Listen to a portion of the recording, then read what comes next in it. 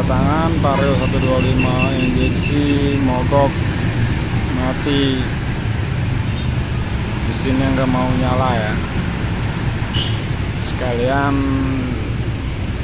saya akan berbagi tip dan trik cara mengetahui permasalahan di saat motor mogok. Langkah-langkah untuk mengetahui permasalahan di saat motor mogok yang harus kita lakukan jika motor kita mogok atau kita menemukan motor mogok seperti ini ya. Ini motor Vario 125 injeksi. Langkah awal kita cek bagian kompresi dulu ya, dengan cara menyela atau mengengkol bagian ini untuk memastikan kompresi los atau masih padat. Nah, ini kalau kayak gini, ini nggak ada hambatan sama sekali, tidak ada beban sama sekali, terlalu ringan. Jika engkolnya terlalu ringan dibanding sebelum-sebelumnya, sebelum motornya mogok, itu bisa dipastikan kompresi los atau nggak ada kompresi ya, kompresi bocor. Nah, ini kebetulan motor Vario ini permasalahannya adalah los kompresi ya. Ntar kita akan bongkar. Nah, jika kita menemukan motor los kompresi seperti ini, itu bisa disebabkan karena kotornya pada ruang bakar, sehingga ada kotoran yang mengganjal pada klep. Jika permasalahannya nggak terlalu parah, kita bisa mengakalin dengan memancing kompresi ya, dengan memasukkan oli ke dalam lubang busi sini. Businya dicopot lalu dimasukin oli bekas, lalu disela secara perlahan sampai ada hentakan gitu, sampai ada tembakan lah dari tangan kita ya. Itu berarti kompresinya udah ada kembali. Lalu dipastikan itu motor bakal hidup. Pasang kembali busi, lalu motor dipastikan bisa hidup ya. Tapi jika kita pancing dari sini ternyata kompresinya nggak dapat juga, nah itu ada kemungkinan dari kerusakan pada seher atau blok seher ya. Itu biasanya blok seher sudah baret atau sehernya sudah baret, ya reng seher gancet pada seher ya.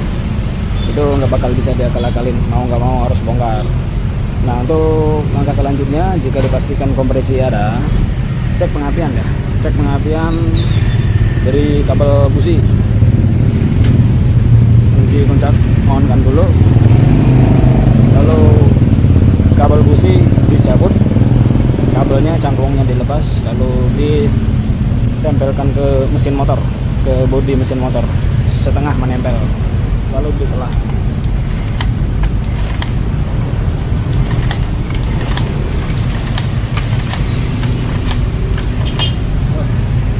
Nggak kelihatan ya. Bentar.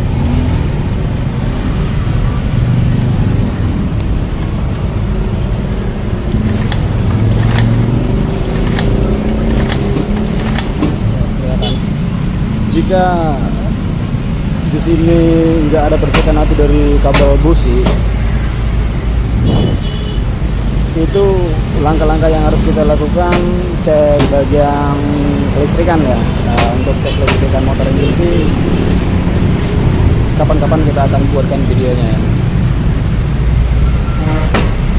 Jika di kabel busi pengapiannya ada, lalu kita lanjut ke pengecekan ke busi ya. Untuk pengecekan busi, saya rasa teman-teman semua sudah memahami ya, sudah pada bisa semua, karena itu gampang sekali.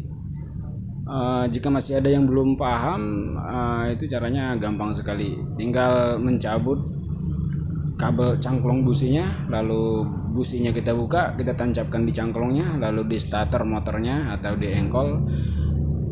Jika di businya mengeluarkan api, percikan api, itu tandanya businya masih bagus ya.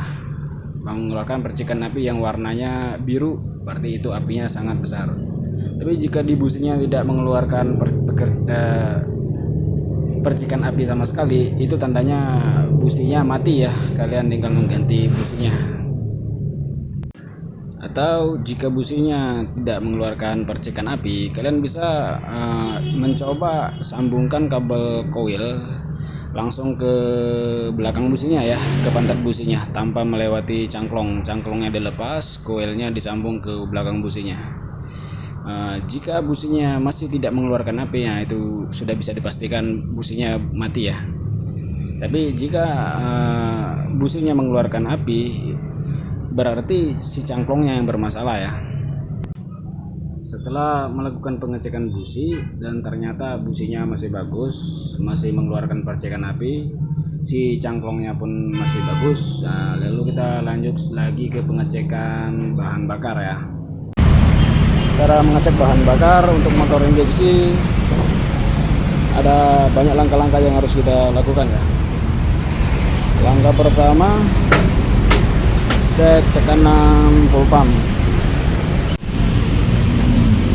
Untuk mengecek tekanan full pump, kita mau menggunakan alat ini ya, alat pengukur tekanan full pump. Satu selangnya menyambung ke injektor dan satu lagi menyambung ke kabel full pump pada motor tersebut. Lalu kunci kontak on. Cek di sini tekanannya berapa. Sekali lagi kunci kontak off, lalu on kan kembali. Ini tekanannya lemah ya, tapi masih bisa buat menghidupkan motor.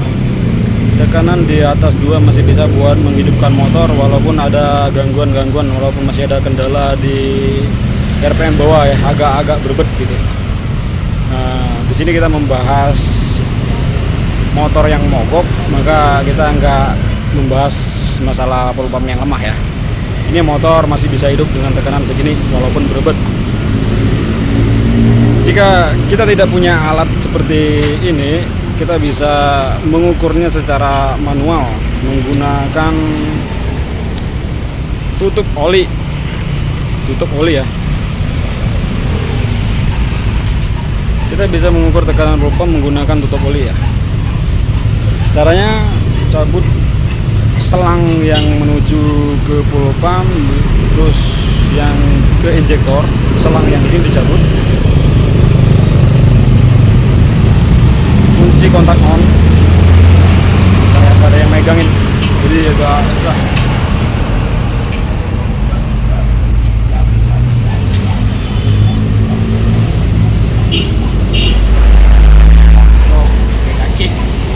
Kunci kontak on.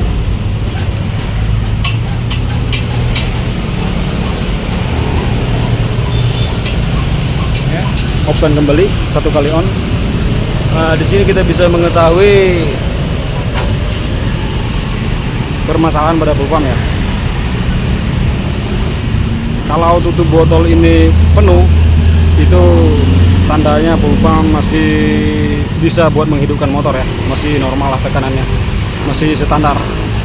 Nah, jika tekanannya berkurang, maka kapasitas bensin yang pada tutup botol ini juga akan berkurang ya. Nah, seperti pada full pump motor ini yang tekanan cuman kurang dari 3 ya, kurang dari 3 PSI. Jadi kapasitasnya cuman segini, nggak nyampai penuh. Itu tandanya tekanan full pumpnya lemah. Nah, tapi dengan kapasitas segini, motor masih bisa hidup ya, walaupun ada kendala berobat. Jika kapasitasnya berkurang lebih sedikit lagi atau seperti ini, itu motor nggak bakalan hidup ya, motor nggak bakalan bisa hidup. Lalu langkah-langkah yang kita lakukan jika menemukan motor full pump lemah seperti ini, kita bisa bongkar bagian sini, cek full pumpnya. Kita bisa melakukan pergantian pada rotaknya doang. Rotak itu adalah dinamo yang pada full pump ya, pompa pada full pump. Jika tekanan full pump normal, pengapian ada, kompresi ada, lalu kita lanjutkan pengecekan pada injektor. Untuk pengecekan pada injektor, kita bisa membuka baut 10 yang di sini. Ini udah saya buka ya. buka power 10, lalu injektornya kita cabut, taruh seperti ini. Kalau punya teman bisa minta bantuan buat diminta dipegangin ya. Berhubung saya sendiri nggak punya teman sekarang, makanya saya letak seperti ini. Lalu kunci kontak on, lalu disela ya, atau bisa di starter.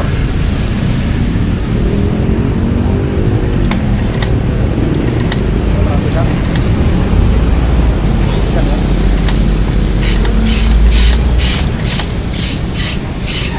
Itu tandanya injektor masih normal ya.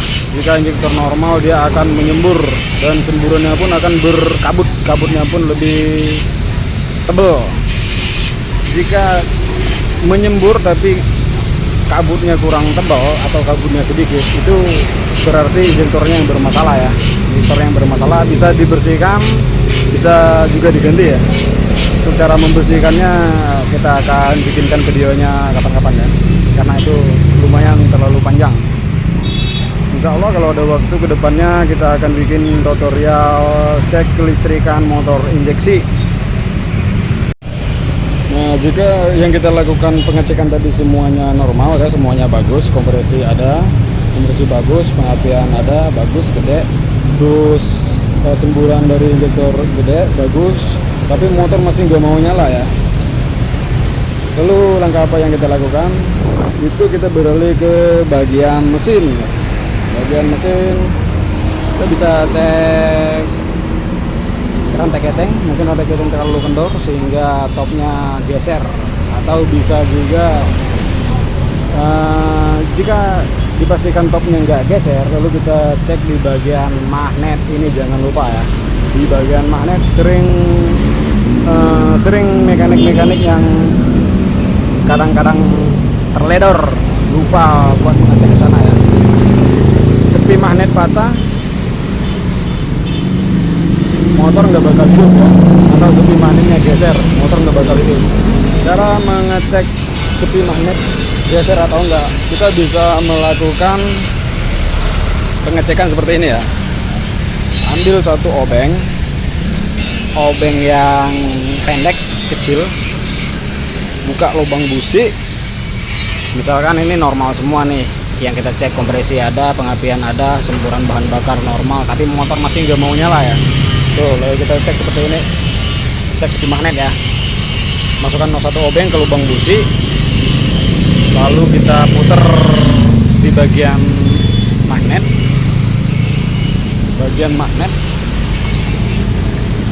kita cari posisi top.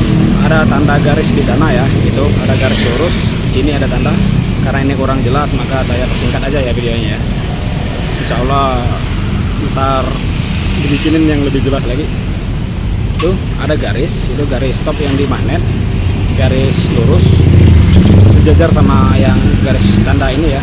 Ini tanda yang di crankcase. Kalau kedua ini udah sejajar, lalu kita cek di lubang busi ya. Kita pastikan piston benar-benar berada di atas. Sambil kita putar, kita pegang obeng yang ada di sini sambil memutar magnet. Nah, ini saya sendiri nggak ada bantuan buat megang kamera, makanya agak susah ya. Jadi anggap aja kita lagi megang itu obeng yang ada di lubang busi ya. Sambil diputar-putar di sini, putar ke depan sedikit, dipastikan obeng yang kita pegang itu kita merasakan piston itu benar-benar berada di atas. Kalau kita putar maju, pistonnya turun, lalu kita putar mundur lagi sampai titik garis lagi, pistonnya benar-benar berada di atas. Lalu kita putar mundur sedikit lagi, pistonnya turun lagi, berarti itu pistonnya udah benar berada di atas ya. Berarti sepi magnetnya aman, atau top timing pengapiannya nggak geser ya. Tapi jika kita ini udah sejajar sama garis stop pada magnet, sudah sejajar sama garis stop pada tanda top pada crankcase, tapi di lubang busi kita cek piston itu masih jauh berada di atas ya. Istilahnya kita geser maju ke depan, itu piston masih bisa naik, ternyata piston berada di atas di sini, piston berada paling tinggi di titik mati atas. Kita cek garis yang di sini itu enggak sejajar ya. Garis top ini sama garis yang top di magnet itu enggak sejajar. Itu tandanya sepi magnetnya patah ya. Itu motor nggak bakal bisa nyala walaupun ada pengapian, sirkulasi bahan bakar bagus, kompresi padat, itu motor nggak bakal nyala ya. Lalu cara mengatasinya, kita bongkar nih radiator, bongkar magnet, lalu lakukan penggantian pada sepi magnet ya. Atau ada lagi top timing pengapian yang di sini pas, pengapian ada, semburan bahan bakar bagus, tapi motor masih nggak mau nyala. Nah, itu jarang terjadi tapi pernah juga kejadian. Packing head ini kan motor pakai sistem pendingin air coolant ya, pakai air radiator. Jadi packing head yang packing buat antara head sama blok itu bocor ya. Packing head bocor sehingga air radiatornya masuk ke ruang bakar.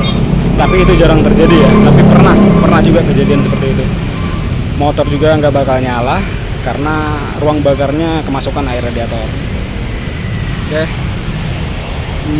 segitu dulu video dari saya.